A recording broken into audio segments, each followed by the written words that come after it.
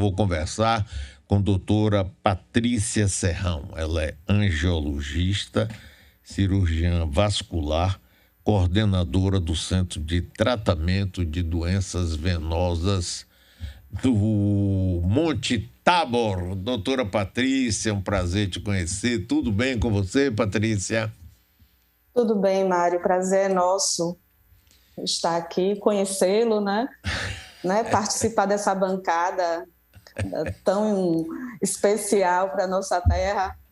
É verdade. Patrícia, primeiro fale um pouco sobre o Monte Tabor, porque a gente, pelo menos eu, e acho que outras pessoas também, sempre associamos o Monte Tabor ao Hospital São Rafael. O Hospital São Rafael passou agora para outro grupo de medicina, mas o Monte Tabor, que é uma organização filantrópica, essa continua trabalhando, existindo. Eu queria que você explicasse um pouquinho isso para a gente entrar depois na sua especialidade, que é muito importante. Bom, eu vou fazer agora uma breve colocação. O Monte Tabor é uma instituição que está há mais de 40 anos aqui na nossa terra. Realmente, a busca dessa entidade, né, de origem italiana, é fazer uma medicina diferenciada. O seu fundador, né, Luiz Gilberto, ele tem como princípio filosófico curar e ensinar.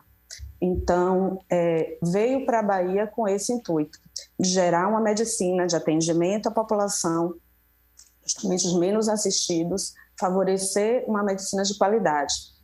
Fazia parte, né, o Hospital São Rafael, assim como outros hospitais também fora do Brasil. Hoje o Hospital São Rafael tem uma participação privada de um outro grupo, mas o Monte Tabor continua também ainda vinculado a ele. Porém, digamos assim, o seu DNA, que é seu DNA de assistência aos mais assistidos, né, se mantém aqui.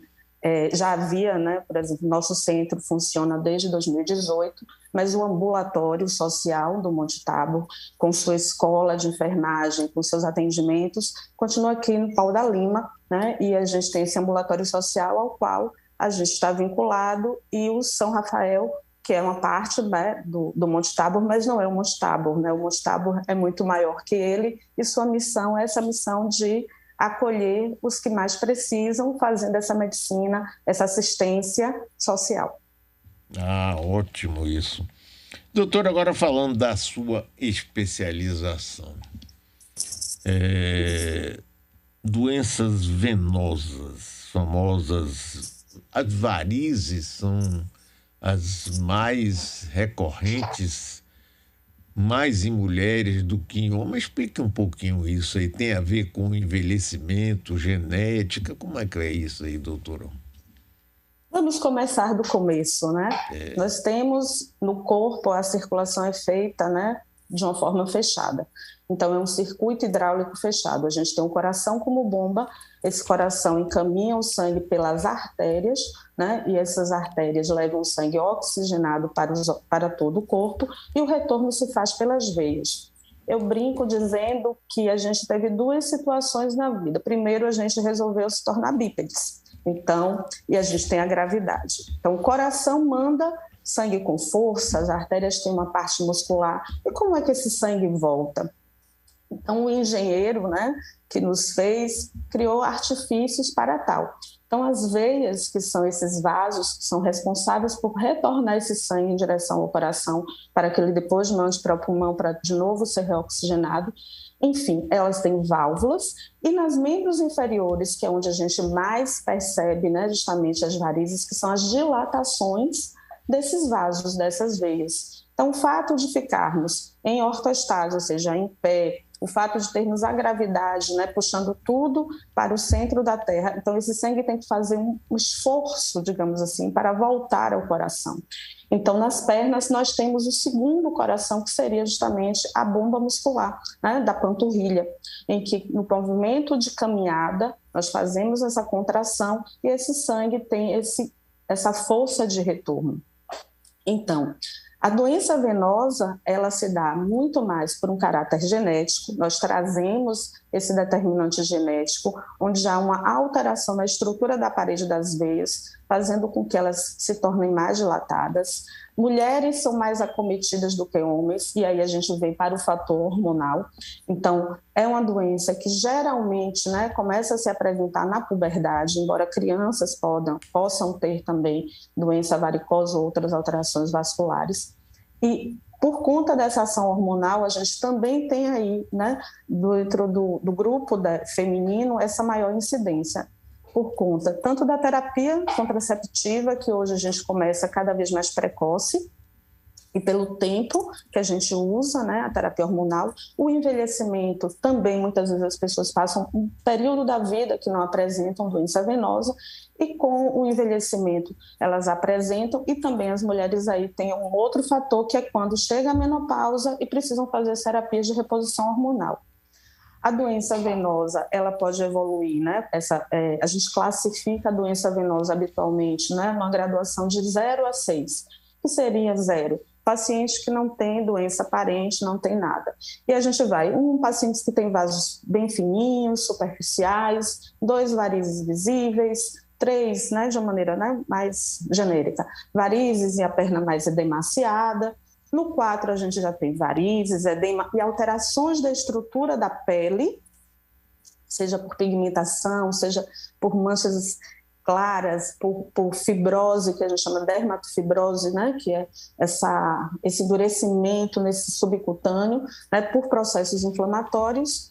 O grupo 5 são os pacientes que já feriram essa perna e cicatrizaram, e o grupo 6, que seria os pacientes que têm doenças associadas a úlceras, as chamadas úlceras venosas, que é uma das patologias que causam um extremo desconforto na qualidade de vida das nossas pessoas.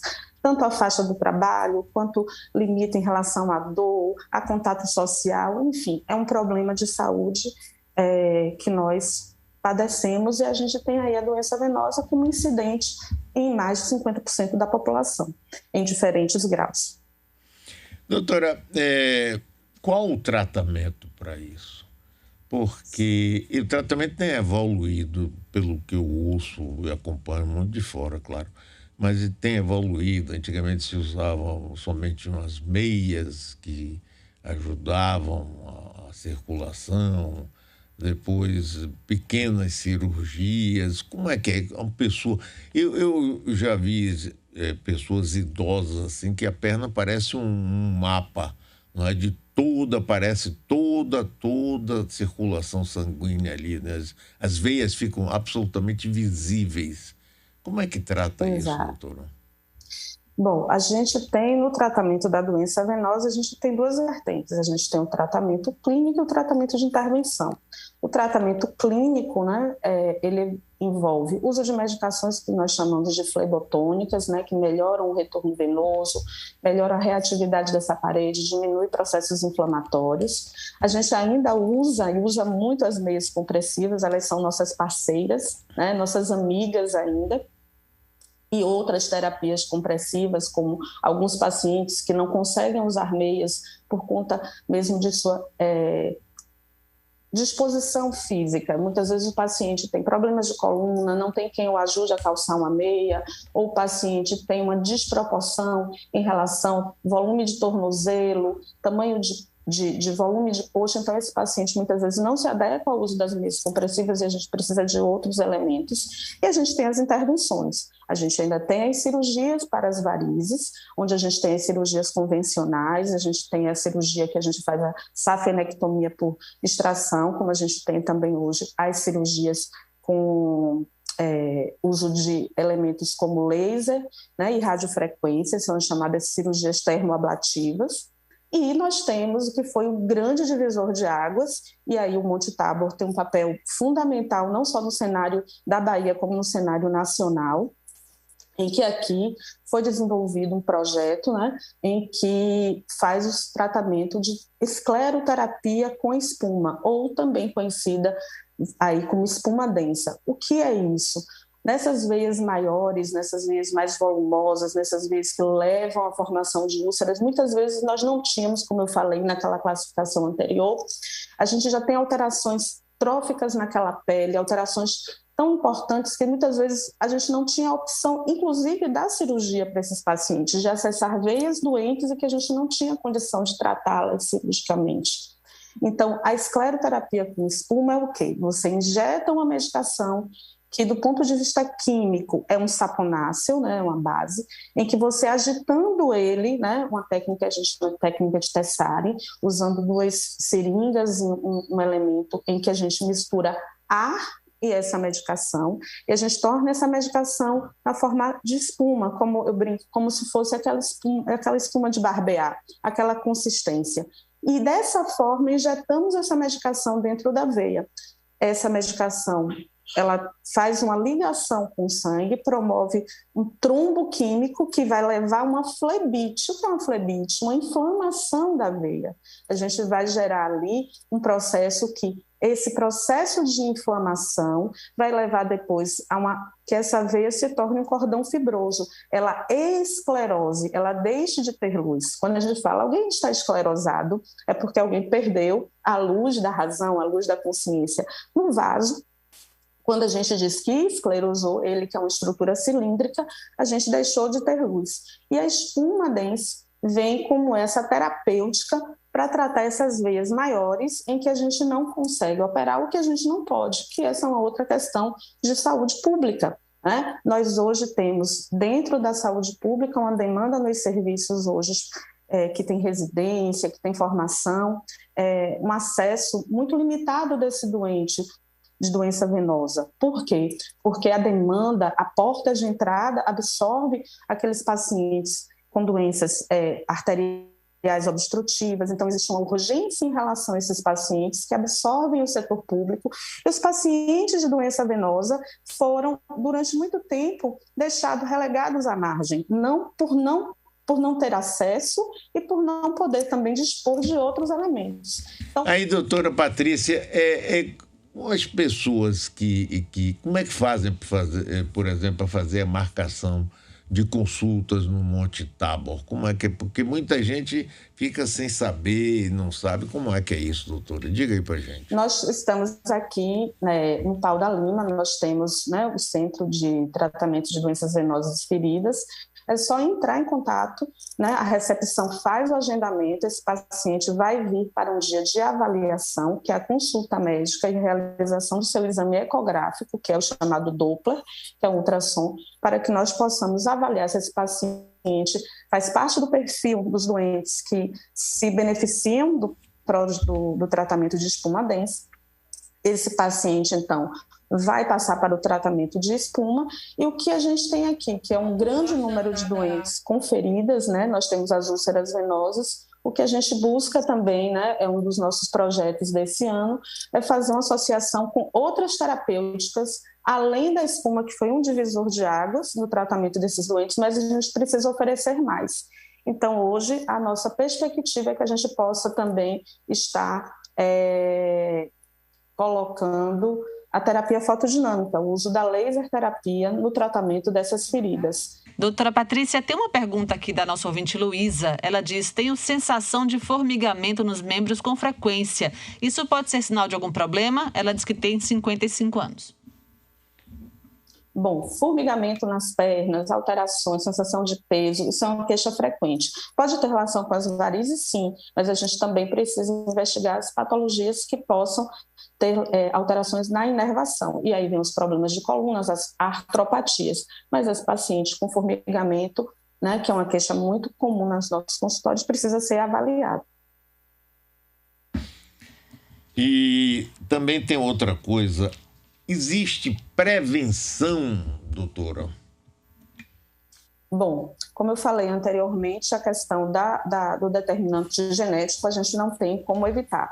Porém, a prevenção envolve aí, hábitos de vida saudáveis. Por quê, doutora Patrícia? O controle do peso, se você aumenta muito o peso, você pode também aí desencadear a presença das varicosidades. Então, o controle do peso, uma alimentação saudável, ter uma atividade física, porque tanto atividade física aeróbica quanto atividade física em que você melhora a sua performance muscular, né? A musculação entra aí nesse processo, a hidroginástica, enfim, permite que você melhore e que você evite o surgimento ou o agravamento da doença. Terapias hormonais, então, isso é uma questão para ser discutido muitas vezes junto com o ginecologista. Mas o contraceptivo, a gente sabe que tem uma influência, é algo da nossa atualidade, então a gente tem que pesar sempre o custo-benefício. Então, assim, prevenção, hábitos de vida saudáveis sempre, né, em relação à atividade física, rever a questão da terapia hormonal e a avaliação, né, anual, pelo menos, né, fazer uma avaliação anual com seu angiologista. Muito bem, doutora Patrícia, foi um prazer te conhecer, muitíssimo obrigado, parabéns aí pelo seu trabalho e parabéns ao Monte Tabor, que continua sendo tão importante para todos nós. Bom dia e obrigadíssimo. Bom dia, Mário, um prazer estar com todos, agradeço, o Monte Tabor agradece pela possibilidade de falar sobre o seu trabalho, estamos de portas abertas.